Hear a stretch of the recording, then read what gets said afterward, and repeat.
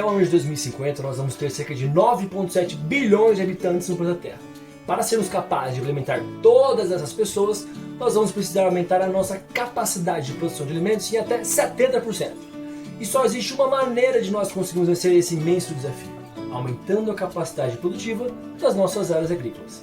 E aí que entra o papel fundamental dos fertilizantes. Pensando na importância deste tema, o canal Segredos do Agro bolou uma série especial sobre os fertilizantes. Neste primeiro episódio da série você vai aprender o que é um fertilizante, por que o mundo precisa de fertilizante, como os fertilizantes minerais são produzidos, quais os benefícios dos nutrientes para as plantas, as culturas que mais consomem fertilizantes no mundo e no Brasil, as 10 maiores empresas de fertilizantes do mundo e, por último e não menos importante, um panorama do mercado nacional de fertilizantes. Já nos episódios seguintes você vai saber como funciona a dinâmica do mercado de fertilizantes, como está o cenário de oferta e demanda e como é a logística de abastecimento deste produto. Entra a vinheta!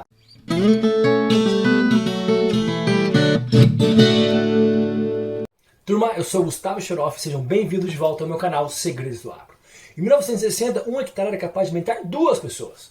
Hoje em dia, esse mesmo 1 hectare alimenta entre 9 e 10 pessoas. Entre 1960 e 2010, enquanto o aumento da área dedicada à produção agrícola aumentou apenas 12%, o aumento da produtividade agrícola no mundo aumentou 150%. Esse crescimento exponencial da produtividade comparado às áreas agrícolas só foi possível acontecer graças ao desenvolvimento da tecnologia voltada às sementes, aos defensivos agrícolas e também aos fertilizantes. Agora, de uma maneira geral, você sabe realmente qual é um fertilizante? Bom, os fertilizantes ou os adubos são qualquer tipo de substância aplicada ao solo ou em tecidos vegetais, com o objetivo de prover um ou mais nutrientes essenciais ao crescimento da planta. Eles podem ser de origem orgânica ou mineral. É importante dizer que os fertilizantes não são defensivos, isso significa que eles não têm a função direta de controlar pragas nem doenças. Eles também não alteram a genética das plantas. Uma curiosidade é que as plantas precisam basicamente de 17 elementos essenciais para se desenvolverem plenamente. E cada um desses elementos, ou nutrientes, é demandado em diferentes quantidades. Esses elementos são divididos basicamente em 2 grupos: os macronutrientes, necessários em maior quantidade, e os micronutrientes, que as plantas precisam em menor quantidade. Dentro do grupo de macronutrientes destacam-se os primários e os secundários. Os primários são nitrogênio, fósforo e potássio. É por isso que quando você compra um fertilizante, lá no rótulo, na embalagem, traz as letras NPK, acompanhado dos números. O primeiro número sempre corresponde ao nitrogênio, o segundo ao fósforo e o terceiro ao potássio. Embora os macronutrientes secundários sejam extremamente importantes também, eles são exigidos em menor quantidade quando comparados aos primários, que eu citei anteriormente. Os macronutrientes secundários são cálcio, magnésio e enxofre. Eles são fornecidos para as plantas principalmente através da calagem e da gessagem. Agora a gente chegou no grupo dos micronutrientes. Eles são exigidos em menor quantidade. São eles o boro, o cloro, o molibdênio, o cobre, ferro, zinco, manganês e níquel. Agora faz uma conta básica. Eu contei que tinha 17, mas só citei 14. Bom, existem ainda mais 3 elementos para as plantas, pouco comentado de uma forma geral. Eles não são minerais e são obtidos pelas plantas através do ar e da água para suprir as suas necessidades. É o caso do carbono, do hidrogênio e do oxigênio. Você já parou para pensar por que o mundo precisa de tanto de fertilizante? O principal motivo é que o fertilizante contribui para a manutenção da segurança alimentar do mundo. Se por um lado a população mundial continua crescendo, as áreas agricultáveis são limitadas. Então, ao longo do tempo, nós vamos precisar produzir mais na mesma quantidade de terra. E isso só pode ser alcançado com o uso da tecnologia. Quando a gente pensa em tecnologia voltada para aumento de produtividade, estamos falando de genética de sementes, de defensivos agrícolas e de fertilizantes. Sem os fertilizantes não seria possível produzir a quantidade necessária de alimentos para alimentar a população mundial. Como os fertilizantes minerais são produzidos? Bom, turma, como comentamos antes, os fertilizantes podem ser orgânicos ou minerais. No caso deste último, os fertilizantes minerais, eles podem ser naturais ou sintéticos. Isso pode fornecer um ou mais nutrientes. A invenção dos fertilizantes minerais possibilitou a industrialização da agricultura. Isso ocorreu inicialmente na Europa e na América do Norte, depois se estendeu para os países em desenvolvimento como o Brasil. Mas voltando ao tópico, como os fertilizantes minerais são produzidos? Nessa figura ao lado a gente consegue identificar as matérias-primas básicas e as intermediárias. Sozinhas ou combinadas, são essas matérias-primas que produzem os fertilizantes minerais. E esses fertilizantes podem ser simples ou mistos. Observe que amônio, enxofre, as rochas fosfáticas e os sais de potássio atuam como fonte primária para a grande maioria dos fertilizantes minerais existentes, desde a ureia até o cloreto de potássio. Você se lembra que no começo do vídeo a gente falou que 3 nutrientes se destacam como os principais? Bom, agora nós vamos ver os benefícios que cada um deles trazem para as plantas. O nitrogênio tem a função principal de produzir folhas saudáveis. A folha, vocês sabem, é o órgão mais importante das plantas. É graças a ela que a planta consegue fazer a fotossíntese e se alimentar. O nitrogênio faz parte da clorofila e é graças a ela que as folhas das plantas têm aquela coloração verde. Sabe quando as folhas das plantas estão amarelas? É porque possivelmente elas estão com deficiência de nitrogênio. Agora vamos falar do fósforo. Enquanto o nitrogênio é essencial para as plantas, o fósforo é primordial para as raízes das plantas. Com as raízes fortes, a planta consegue absorver os nutrientes do solo com mais eficiência, entre eles o nitrogênio, como já estamos acima.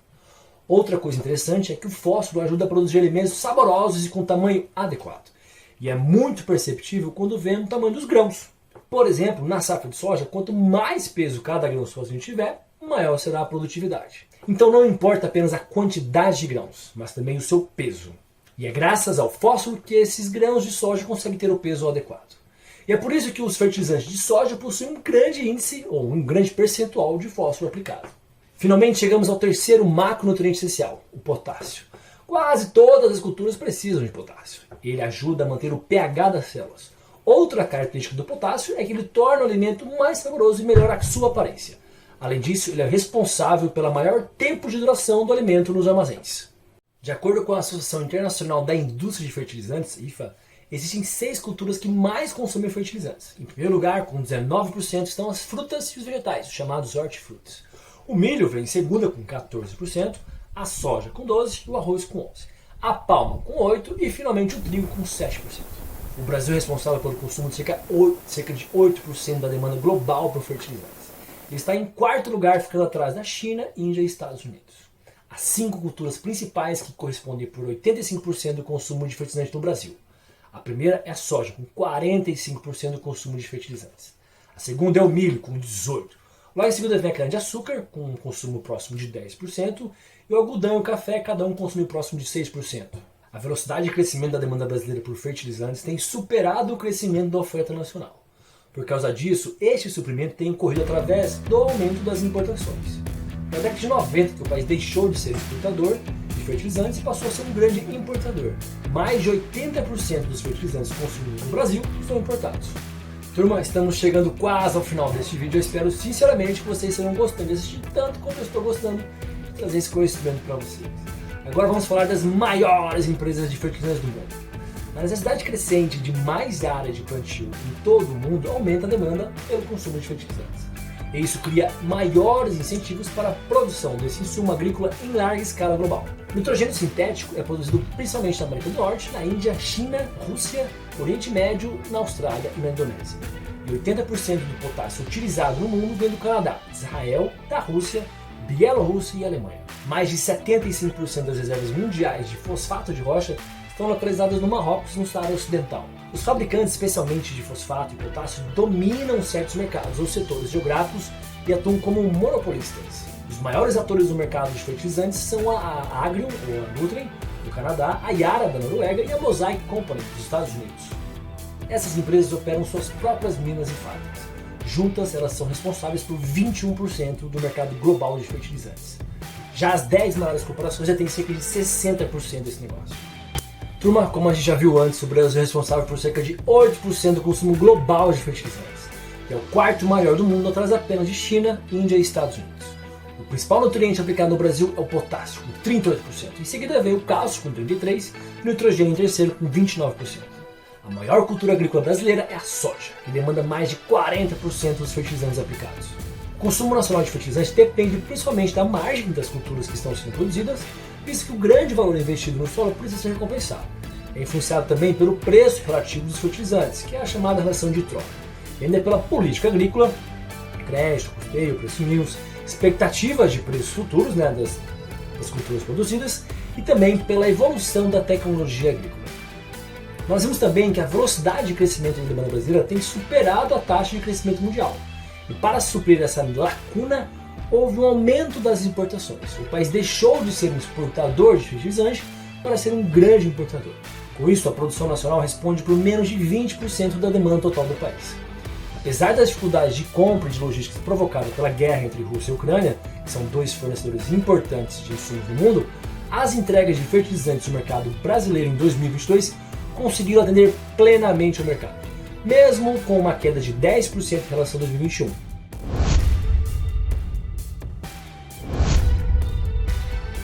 O estado do Mato Grosso é líder nas entregas no mercado, concentrou o maior volume em 2022, cerca de 24%, alcançando 10 milhões de toneladas. Em segunda vem o Goiás, com 4,6 milhões, Rio Grande do Sul em terceiro, com 4,3, Paraná 4,2, São Paulo quase 4,2 também, e Minas Gerais com 3,9 milhões de toneladas de fertilizantes.